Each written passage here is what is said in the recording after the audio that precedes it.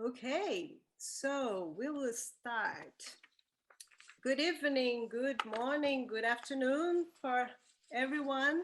Thank you so much for joining us for the first Magdalena Online Festival, Bodies on Live.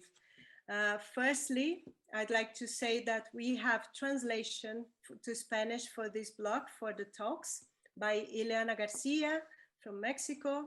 So if you need translation, please check on the interpretation sign, the globe beside the reactions, and select Spanish.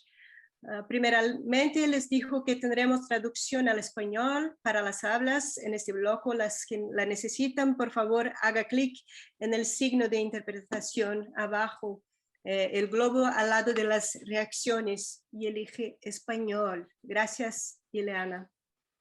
So, I am Janaína Mate from Brazil, and I'm part of the organization team with amazing women, and I'm your host for Block 3. Suzanne Fuchs is our Zoomer from Belgium, but in Australia now. Karin Ostrom from Chile is our chat moderator. And yeah, next slide. And this is the very amazing team, organization team that we have. Helen Valle Jamison, our web queen in Germany, Elizabeth De Rosa in Hong Kong, Christina Papagiannouli from Greece, Zoe Godovic from Serbia, and Kai in the UK. So we have also an amazing team of volunteers, and we cannot thank them enough. Thank you so much. Muchas gracias, grazie, merci. A few Zoom tips.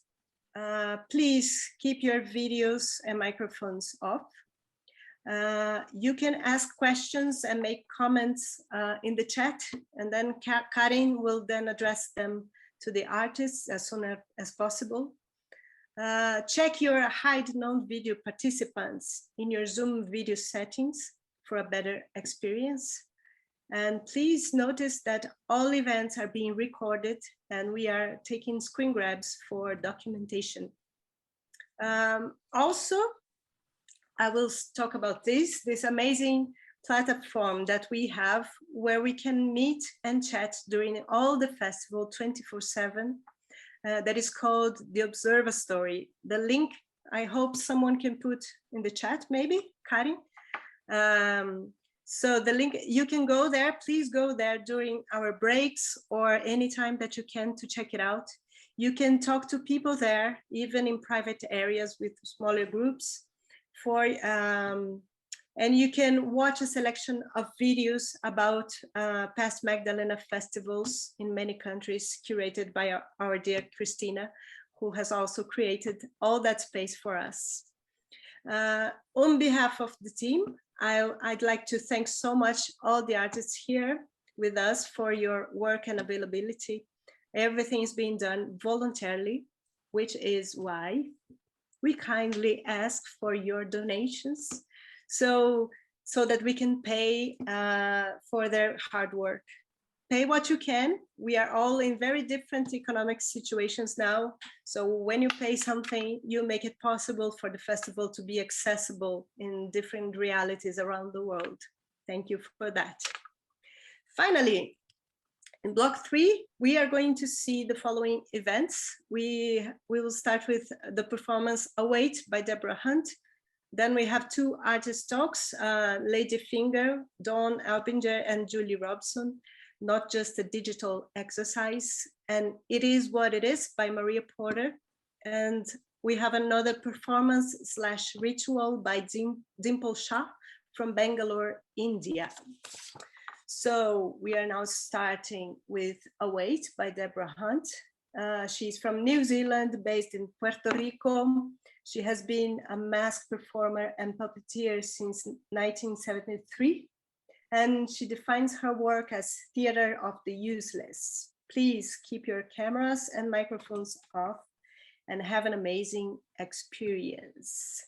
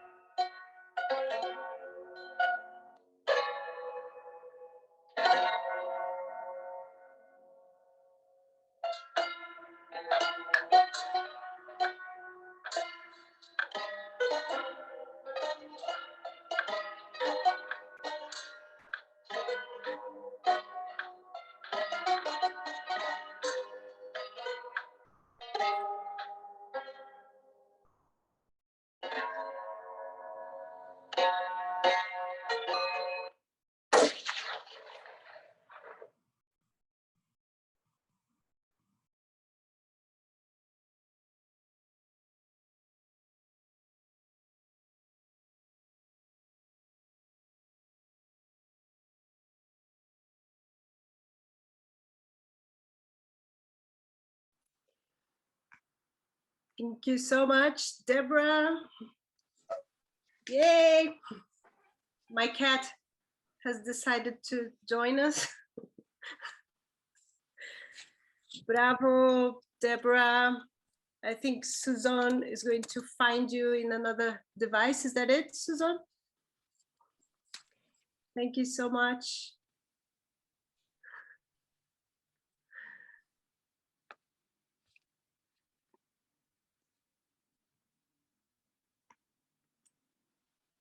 Okay, we have a few minutes to so that you can ask questions or make some comments. You can put that on in the chat so that we can organize and talk a little bit with Deborah before our next event. So if you would like, you can share with us your thoughts, your questions. Deborah is changing devices. She will be here. Okay. Immediately. 1 minute. She's arriving. Yeah, I admitted her. Yes, you can write your questions. Yes, it was live. I can answer that, but I think Deborah is coming and she can answer. All the activities, all the performances on the festival are being done live. Hello.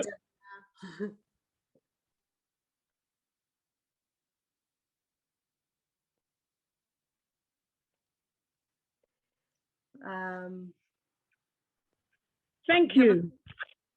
Thank you. Thank you so much. I'm just checking. Yeah, I think Corenza, many comments congratulating you and bravo. What's the question? Were the objects made for this, or were they found objects? Corenza is asking.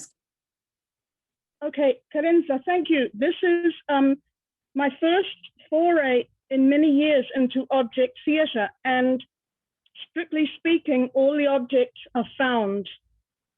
So what I did make was the fire, and and the little houses, mostly because I didn't have them. It's hard to find a little fire thing. And I first tried to use some real fire, and then I burnt the cloth. So I went, let me just A bit dangerous. make a little fire. So these are found objects and some lent objects. And so, yes, so I did, as a mask maker and puppeteer, this time round, I didn't make them, except for the little fire, which I quite like. Bad. Great. Also, Suzanne is asking, how did you start the process of making this particular performance? This is all Suzanne's fault, because in the early meetings, I asked, can we record something, like innocently? And she said, no, absolutely not. This is live. And I went home and I went, damn, what will I do? And so I thought, I had taken an object class from Sobrevento, a Brazilian company of object theater, from Sara Vargas. And in this, I failed miserably. We'd do an exercise and they'd say, no, Deborah. And I felt like a total shit, actually. And then, so I suddenly went, you know what, I'm going to revisit this and I'm going to try my best. And I got out my object and I thought I would like to do it in a black box thing, and I will make objects, and I will have objects of wood. So it was just a slow process of adding and eliminating and looking and trying to find things that would work and that could be seen in this small rectangle. And, you know, to me, it is actually a work in progress still, very much. Yeah, but that's about how you create this atmosphere, because we only see a bit of your skin, and you create some kind of depth with the objects, and the perspectives change, even if we're just seeing a small square or rectangle, but it's a different kind of sense to me. It also reminds me of a little bit, tiny bit of the effect of Teatro Lambe Lambe, of the cajas mágicas, the magic boxes, where you look through a very small, one person might look through a small hole into a box and there is a whole small world. And so, not that this is like that, but it's a little bit like that, because it's a little tiny, it has little parameters. I felt like an elephant. Like I'd have to constantly be saying, relax your wrist, Deborah, because it's like I'm going to knock something over. I felt huge in this little tiny space. I am a bit huge, but anyway. Oh, but it's great. You're grand. Also, Marianne is asking, is there a time lapse when objects suddenly appear as if by magic?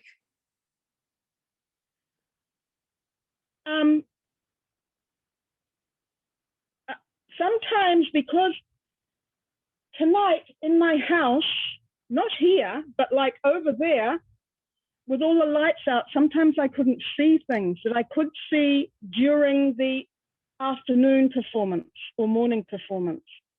So there was a little lag. I don't know. I'm glad things appeared magically, because for me it was, where are the soldiers? Soldiers, where are the soldiers? And feeling around. So I'm glad if it seemed like it appeared by magic. I'm very pleased with that. That's the magic of theater.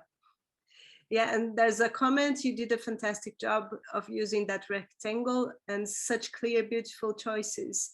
And your stillness and minute changes in your focus, your character as the puppeteer was magical to watch, says Corenza. And Suzanne you. says, you are the goddess manipulator. Oh no, Suzanne is not manipulating. But Suzanne, thank you, because you pushed me in the deep end, and you know I could swim a dog paddle around for a while. So thank you all the team for this pie forzado, this impetus. Yeah, we thank you too. And Marianne says, so much with beauty and care, there was magic. Thank you, Marianne, my good friend. How long did you work on this? Did you work with the camera? This I kind of, in my head, I was imagining things since like May, and having a box with objects, and then it's really in the last 2.5, 3 weeks of every day sitting with the camera, trying to figure out what really is the frame. And then going, okay, then comes the elephant, and then comes the hippo, and then comes the horse again, da-dunk, da-dunk, da-dunk. And then really trying to eliminate whatever was unnecessary and eliminate anything. It's really hard because the objects need to speak for themselves. So they have this incredible presence, or not, hopefully. So they need to speak for themselves, and I constantly feel I had to step backward, and that took a long time and I can hardly see anything. So the camera's way over there, and I'm going, am I even, is when I put the little table in, is it in shot? So that's a moment I had to glance actually right into the camera and see if things were still in the parameters of the rectangle. Yeah, thank you so much, Deborah. Thank you for the questions and comments. We will now move on to our next event, but please feel free to have more questions. You can also do that in the observatory. You can maybe find some of the artists there sometimes, so you can answer all your curiosities.